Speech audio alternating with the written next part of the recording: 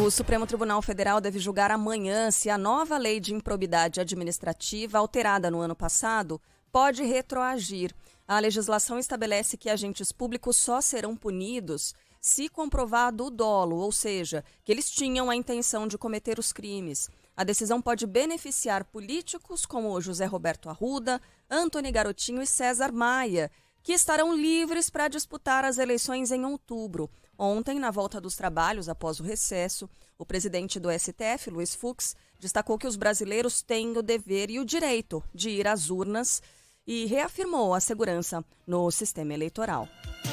Felizmente, nossa democracia conta com um dos sistemas eleitorais mais eficientes, confiáveis e modernos de todo o mundo, mercê de ostentar no seu organismo uma justiça eleitoral transparente, compreensível e aberta a todos aqueles que desejam contribuir positivamente para a lisura do prélio eleitoral.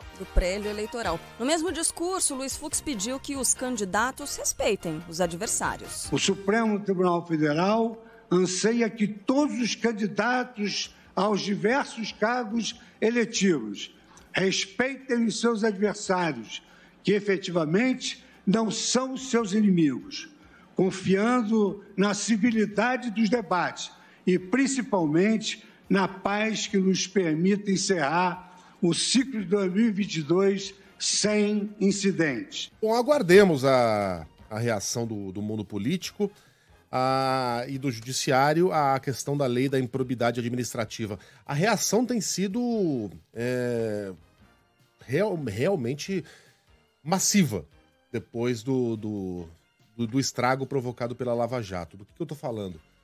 No Brasil está acontecendo um fenômeno muito interessante e muito ruim para todos nós, né, Lembrão?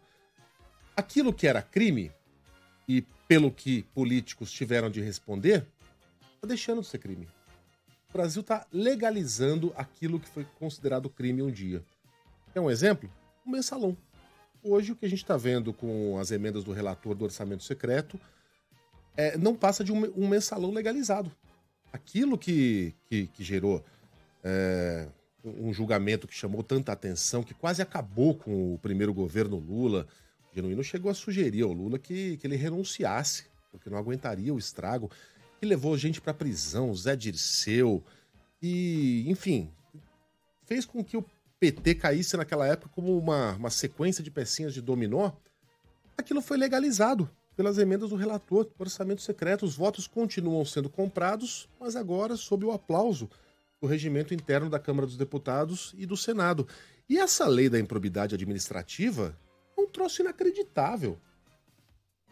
Você precisa, para levar um político a julgamento, para que ele se torne réu, provar que ele tinha a intenção de prejudicar o erário quando cometeu o que cometeu. Em todo o mundo, e isso vale para o Brasil, para o nosso ordenamento jurídico, o desconhecimento da lei não é atenuante e não é álibi. No mundo político né? Você precisa provar que ele tinha conhecimento exato do que estava fazendo para que ele possa ser julgado. Isso é muito difícil. Tanto é que esse grupo de gente finíssima, José Roberto Arruda, Antony Garotinho, César Maia, está de olho nessa decisão do Supremo Tribunal Federal para saber se essa mudança vai ou não retroagir sobre crimes que foram cometidos no passado, quando crimes eram. E quer saber? Tem que retroagir. Porque esse tipo de mudança na lei deve retroagir para beneficiar investigados, réus, condenados, mas nunca para condená-los. Então, no momento em que a mudança foi feita, a ciência, ela tem de retroagir para beneficiar pessoas que cometeram eventuais atos de corrupção no passado. Então, a gente está legalizando a corrupção. E tem mais. Recentemente, numa decisão absurda, o Supremo Tribunal Federal decidiu que qualquer crime que envolva Caixa 2 tem de ser levado ao TSE, e não à primeira instância, ao STF. Então, você pega o cara lá, o político que cometeu uma série de crimes. Ele roubou? Roubou. Ele lavou dinheiro? Lavou. Ele cometeu Caixa 2? Cometeu. Então é pro TSE.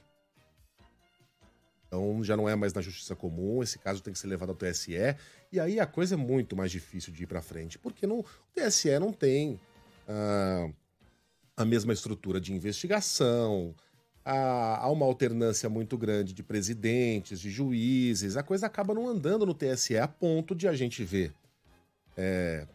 no Brasil advogados tentando convencer juízes, Lembrão, de que os seus clientes cometeram sim o crime de caixa 2. Não, veja, tem caixa 2 aqui porque é um ótimo negócio. Então, é uma espécie de seguro corrupto. Se você vai roubar, olha, não esquece de fazer caixa 2 também, porque aí você não vai para a justiça comum. Então veja o que está acontecendo no Brasil. Crimes que levaram políticos para a cadeia, agora crimes não são mais. A gente está legalizando a bandidagem para essa casta, para essa gente, por iniciativa deles próprios. Uma mãozinha do judiciário, do STF. Bem-vindo ao Brasil de 2022. Não, eu fico só pensando o quanto a gente nunca consegue avançar, né? Quando a gente parece que vai avançar, você consegue uma desculpa para retroagir. E não tem oposição.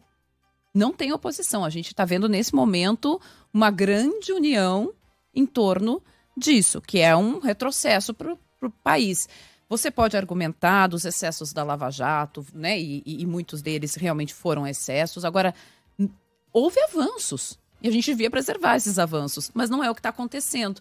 E aí você não tem, nesse momento, você reúne todo mundo, tá todo mundo no mesmo barco para tentar aliviar. E é o que sempre aconteceu, né? A gente sempre teve grupos de pressão muito organizados, muito fortes, que conseguem reverter aquilo que a maioria da população deseja em benefício ali de poucos que fazem as leis, que coordenam tudo. Então é o que a gente está vendo mais uma vez. E é isso que a gente vai viver mais uma vez. É um passo para frente e 10 para trás. Exato.